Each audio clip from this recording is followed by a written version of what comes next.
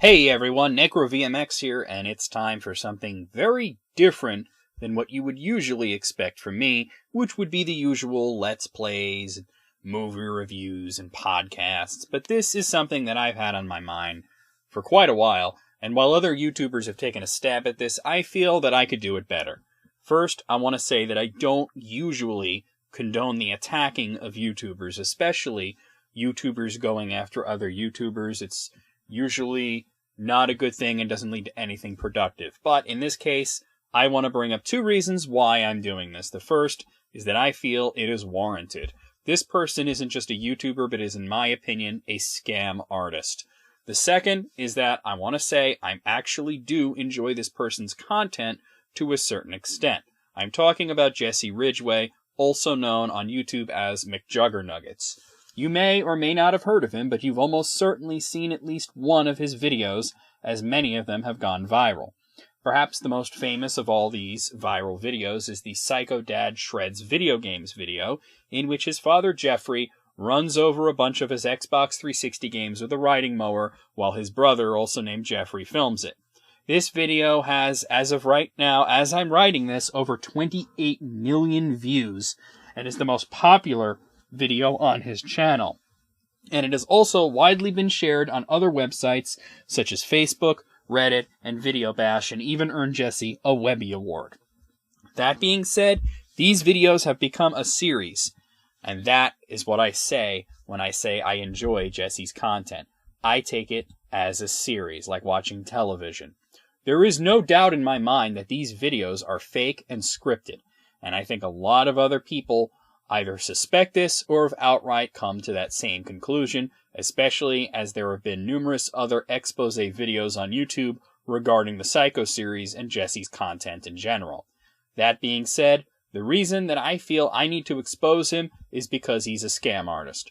While he has over 2 million subscribers at this point, there seems to be an interesting mix of viewers. I have looked at the comments on virtually all of his most popular videos, and it seems to be the one part that people hate watch him, and one part people know it's fake but are enjoying the storyline, and one part people who think it's real. Normally, it wouldn't bother me if people think that it is real. I mean, in this case, the majority of the people who believe these videos are real usually are children hovering around the age of 12. This, coupled with his fan mail series, has led to an outpouring of sympathy from children who really believe that Jesse Ridgway is some abused person whose dad and brother have it out for him, always break his stuff, and can't catch a break. And because of this, they send him mail, which is fine, but they also have sent him hundreds, if not thousands of dollars worth of electronics and cash. To me, Jesse comes off as a scam artist who preys on naive children who believe his content is real and not staged.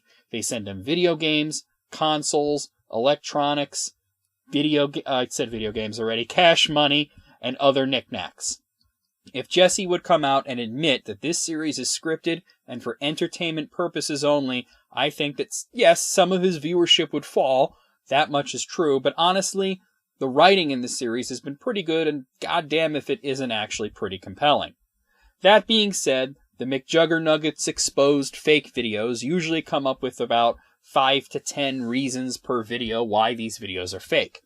These reasons range from things that point you in the direction that it might be fake to things that can only be taken as absolute proof with no hope at all that they could be real.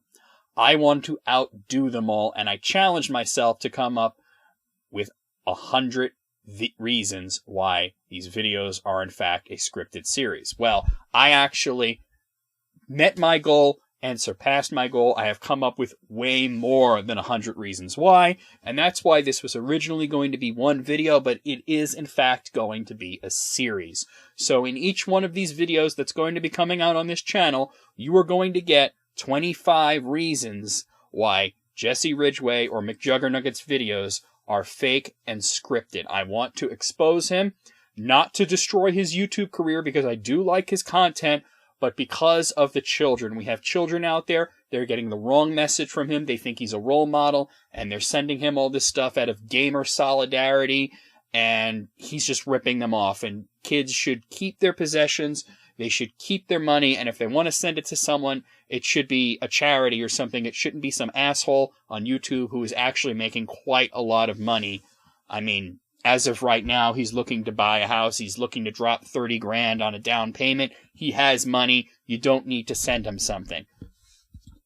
That being said, I'm not going to touch on every single video Jesse has uploaded, and will be focusing greatly on his most popular content, the Psycho series, though I will, when needed, reference other videos, including videos on other channels, as he has used his fame to launch channels featuring his girlfriend, his brother, his uncle, and even some of his friends. So without further ado, here are the first 25 reasons why the Psycho series and McJuggernuggets videos in general are fake, and we're going to be starting from the beginning.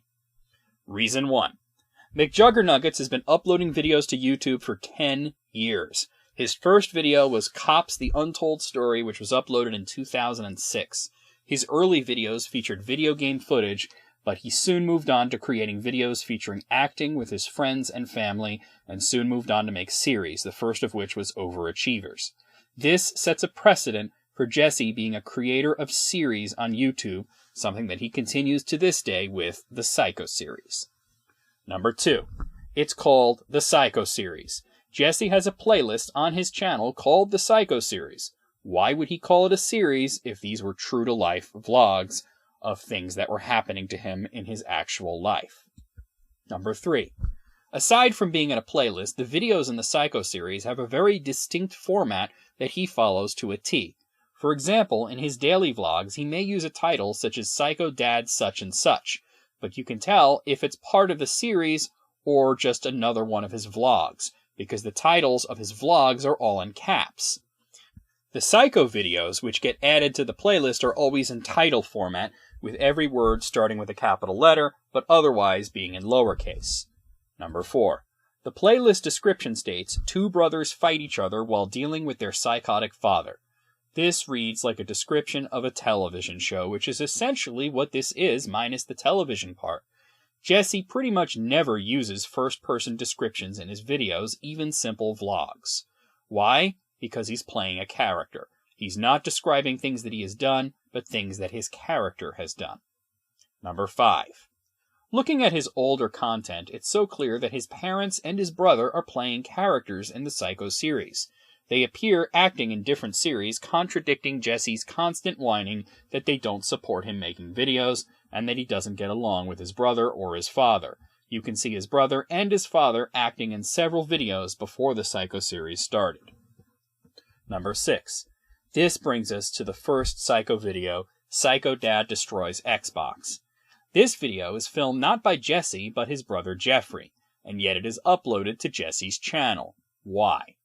Jesse allows what would supposedly be a very embarrassing video to be put on his channel by someone else.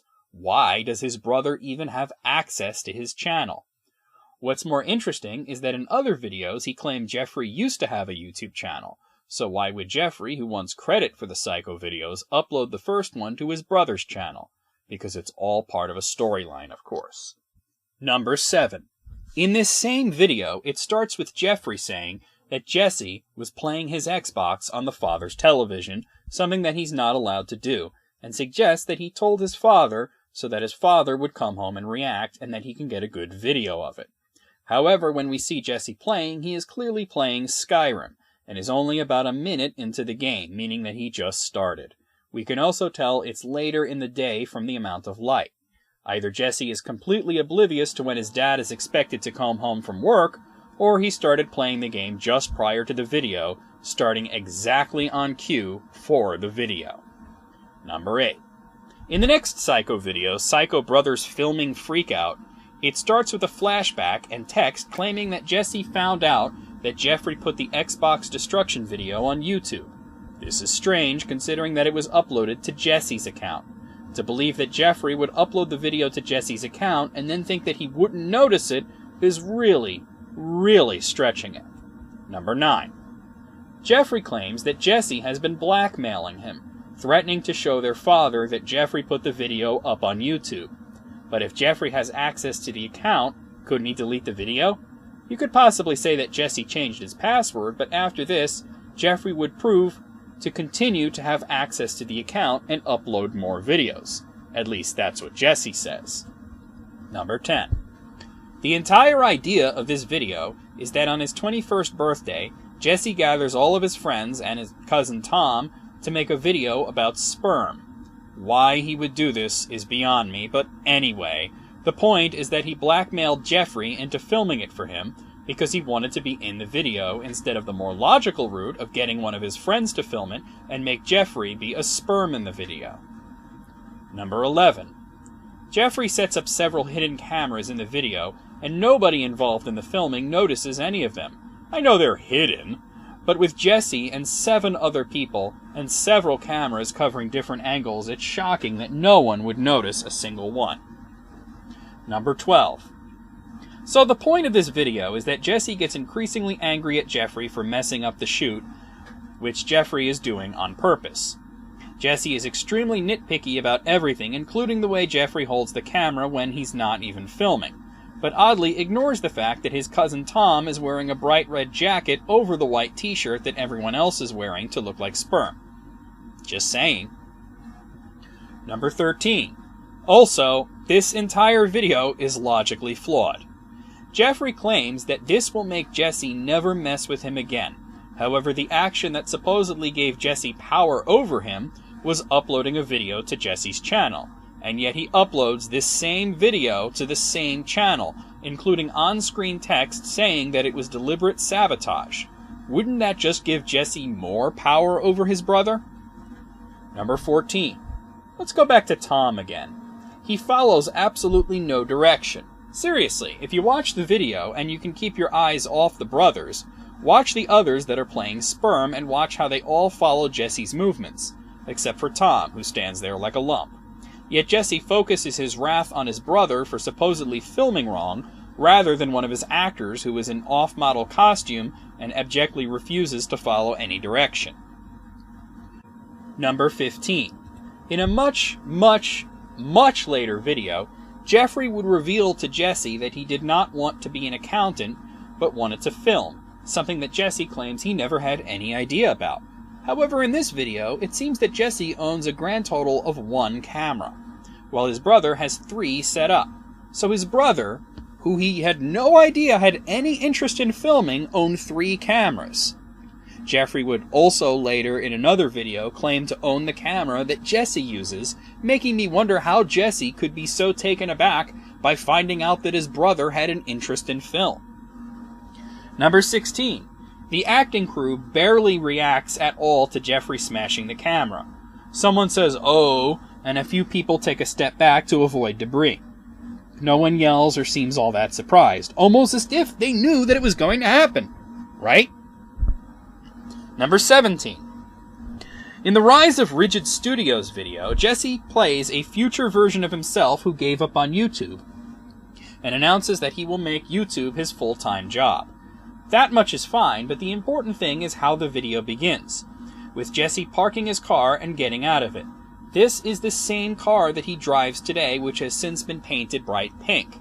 However, he would later make a video where his father destroys his car, and it was a very different car that he claimed that his current car was one that he bought used after his dad destroyed the old one. When people pointed out that you could see the current car in older videos, he changed his story to state that the car originally belonged to his mother, who sold it to his brother, who sold it to him. However, at 6 seconds into the video, as he parks the car, you can clearly see the vanity license plate that reads Juggies, indicating that this was his car the entire time, and that he just moved the plate onto another car to film the destruction video. More on that later.